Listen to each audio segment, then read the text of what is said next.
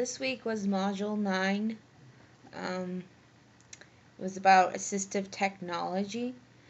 Um, so, after looking through module and the different websites, assistive technology is used to assisting students who have a disability, whether it's mental, physical, um, a lot of other disabilities. It is helping the student to improve their functional capabilities. Um,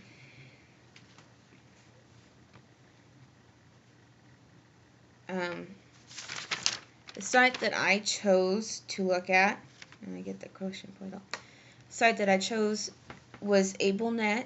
I went to that website uh, because I think it would be what I would use in my classroom. Um, a lot of it has a lot of software that I could get, a lot of services provided, and a lot of different curriculum ideas that I could use to implement in my classroom for the students who are struggling. I think that is a great tool to have when you have a student who's suffering from some sort of disability, and to help them be able to learn and to reach their maximum capacity in learning. I think it's important as teachers to help our students and to be successful. Um, I just found this, I've never used assistive technology when I went to school or back in the 90s. We didn't really have a lot of that. I mean, computers back then were still new. Um, Heck, we had floppy disks, using those for Oregon Trail or anything like that. I think the most we would have was some sort of our special ed teachers would rig something up to help students. But during that time, it was still very a new concept. So how, learning, helping students with disabilities to use computers or some sort of technology, it was still very new. Nowadays, my kids, one of my girls has a student who has a severe mental and physical disability. He cannot speak.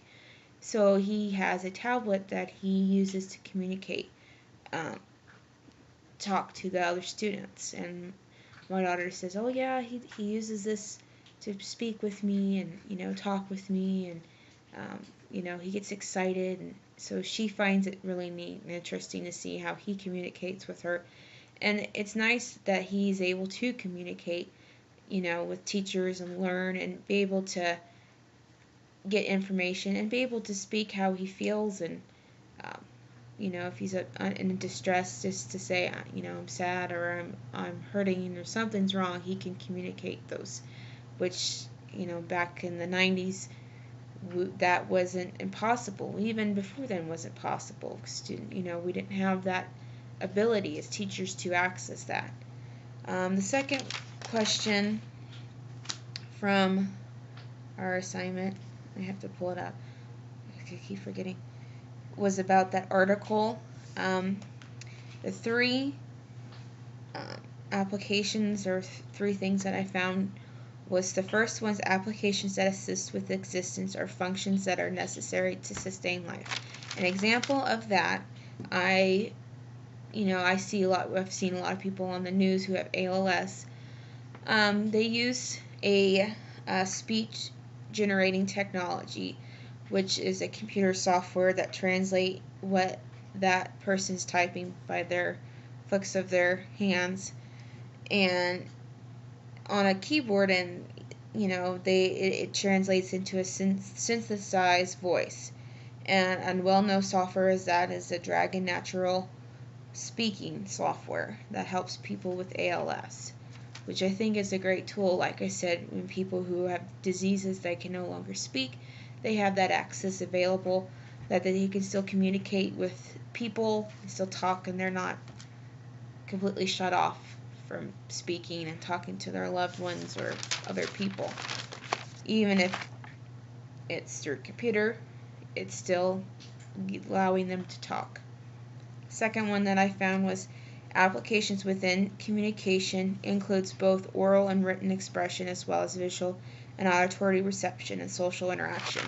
A couple of those that I found that would work would text-to-speech software, visual aids software, audio aids software. So the visual aid or text-to-speech software helps those who have visual impairments, those who are blind. One good software to use is Natural Readers. The visual aids software uses screen magnification. It enlarges portions of the screen where the reader can translate the screen. It translates the screen text to Braille. Audio aids allow students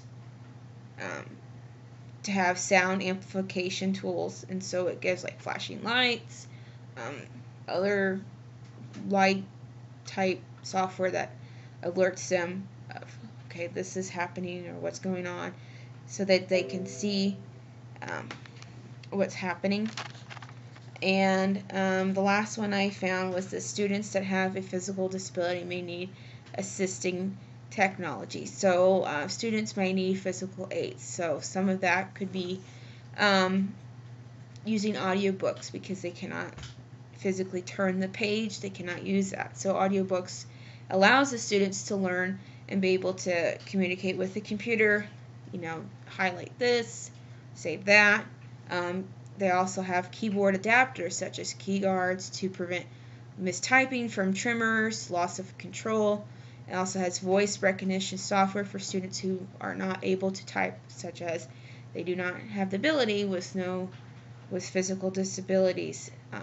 That would help them to type papers. They can talk to the computer what they're writing, what they want to write on a paper, so they can still function as a normal student and be able to complete the work without much assistance. The last problem or last question of this module talked about finding some additional assistive technology. That one was kind of hard. There was a lot of information, but it was not easy to find some software. So I found a website. It was, I don't know how to say it. I'm going to spell it. GHOTIT.com was the website. And it was a software that helps students who has dyslexia. And it's specifically designed to help students spell check papers. It's more thorough. So anything that is in blue would help students, that word is mixed up or that letter was backwards.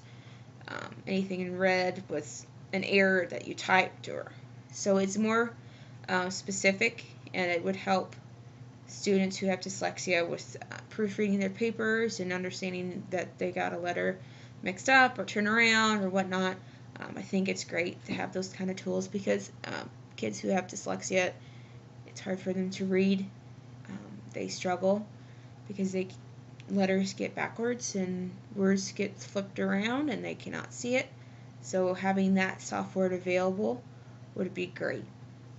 This week, like I said, it was a good module and it was really thorough, and hopefully, with technology growing and all these advances with iPads and tablets and laptops that we have now, it makes communicating with students who have disabilities easier, and there's a lot of software available that we can use as teachers to help these students be able to succeed and be able to function normally in the classroom and communicate with other students and feel like they're normal and that they are part of the group and they're answering the questions and they're participating. Like I said, I grew up in the 90s. We didn't have a lot of this. If a student cannot speak, that was it. They didn't really communicate. They would tap on the paper If they're sad, happy, that was it. Nowadays, they can type out what they are feeling and what they want to say. So, anyway, I hope you all have a good spring break, and that is my module. Until next time.